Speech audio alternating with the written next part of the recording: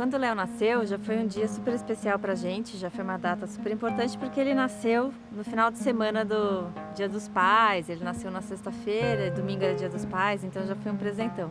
O Léo sempre foi uma criança muito carinhosa, muito querido, sempre rodeado de muitos amigos. A gente era super grudado, todo mundo tinha uma preocupação de que eu tinha que deixar ele estudar quando ele crescesse, mudar para fora do país, e eu nem pensar em ele sair para estudar fora, porque para mim eu não ia aguentar. Até acampamento eu não deixava ele ir ainda com 7 anos, porque eu falava, não, uma semana, muita coisa. Ele sempre foi muito carinhoso, foi uma criança muito carismática, todo mundo conhecia ele, gostava dele, muito brincalhão, muito palhaço e adorava desenhar. A gente brincava, ele brincava e falava que ia ser cartunista na Disney, que o negócio dele era desenhar. E desenhava muito bem, muito melhor do que eu.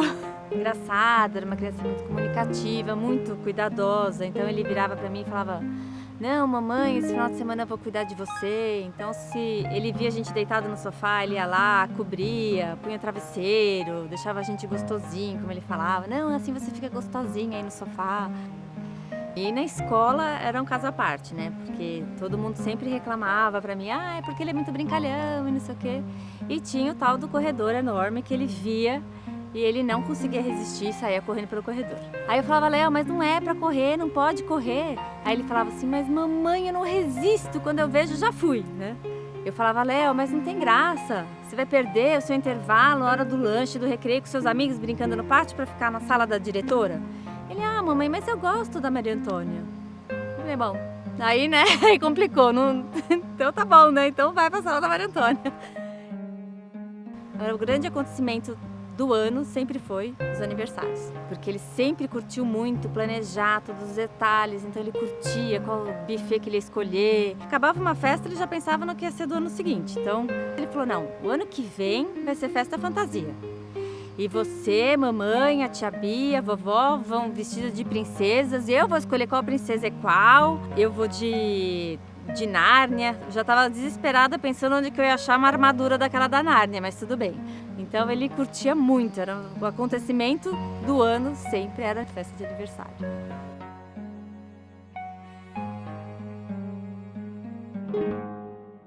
E aí, né, numa sexta-feira, naquela sexta-feira, ele recebeu um convite de última hora, de uma festa, e ele resolveu ir. Eu falei, não, vou deixar ir, porque ele adorava a festa e ia ser uma festa de arromba, ia ser uma festa maravilhosa, com tudo que qualquer criança ia amar. Eu falei, não, então vai, pode ir, deixa ele ir.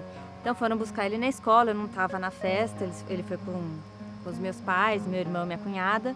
Teve uma gincana e ele ganhou a gincana, estava todo feliz porque tinha ganhado a gincana, queria saber que horas que ele ia ganhar o prêmio dele e que acabou sendo o dia também da despedida dele, onde ele mais gostava de estar, festa de aniversário. Ele ainda ficou 10 dias no hospital, na UTI, que eu acho que para mim foram momentos muito difíceis, mas foram muito importantes na minha vida porque eu pude ir assimilando o que estava acontecendo.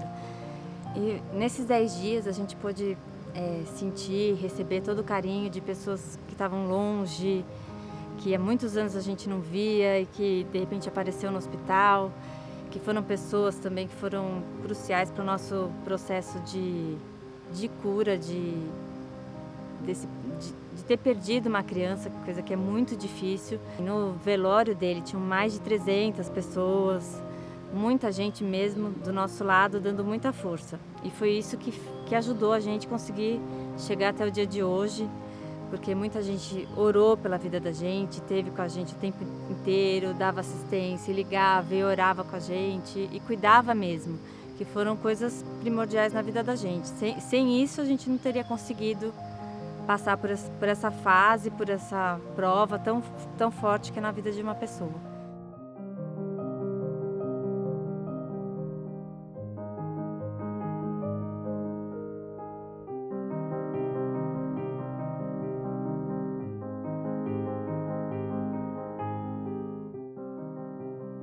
Uma coisa também que é importante para a nossa superação, que meu marido sempre falou muito, focou muito, é da gente ter mais um filho.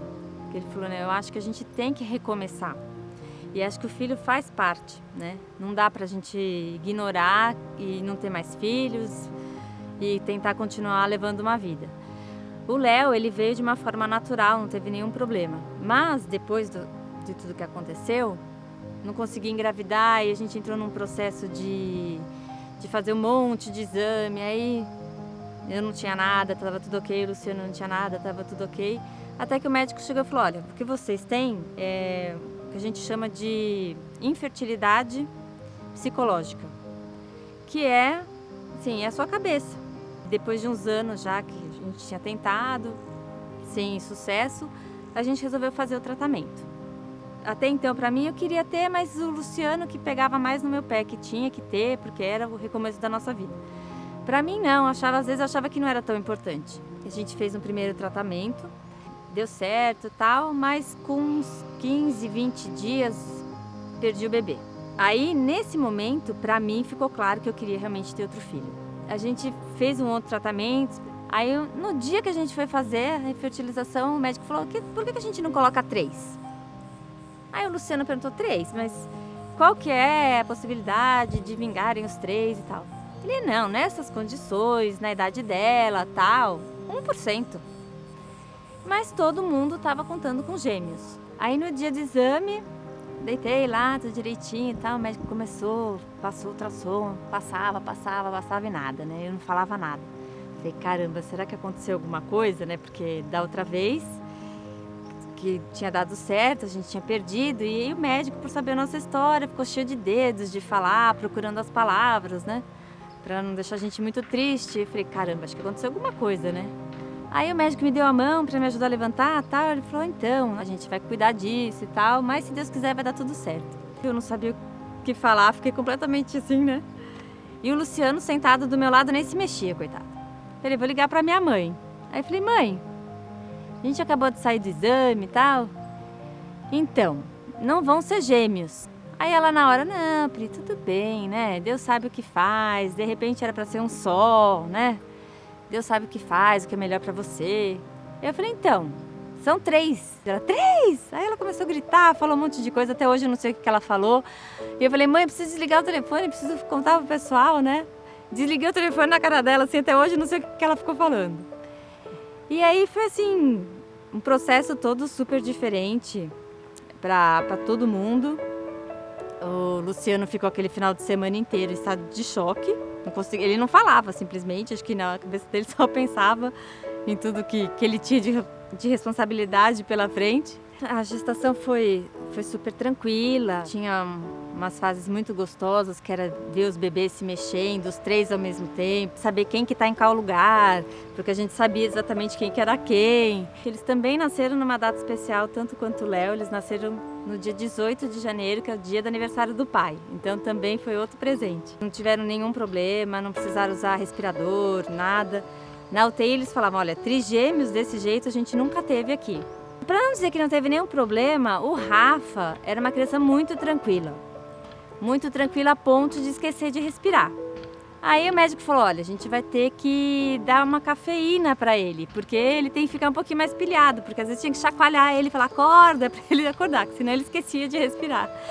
Aí eu brinquei com o médico e falei, ó, mas não dá muita cafeína, né? Vai que ele fica acordado demais. E é até hoje um dos mais tranquilinhos que tem dos 3. Deus cuidou de todos os detalhes, até da cura dos meus pais, do meu irmão, minha cunhada e tudo, porque a minha mãe falava, não, filho da Priscila, eu nunca mais vou cuidar. Não quero saber, sozinha nunca mais eu fico. E se fosse um bebê, ia ser mais fácil, mas aí Deus falou assim, não, vou mandar 3, porque ela vai ter que ajudar. Então ela teve que me ajudar, nem que ela não quisesse, teve que passar por cima disso. E isso foi muito importante também para a vida dela, para ela conseguir tocar a vida dela de novo. Uma das coisas mais gostosas é poder ver em cada um deles um pouquinho do Léo. Então o Nicolas é muito assim, ele é muito agitado. Já o Enzo é a cara dele de bebê. O Rafa, o jeito que ele gosta de brincar, igualzinho o Léo. Então assim ficou mais fácil a gente suportar a dor da saudade.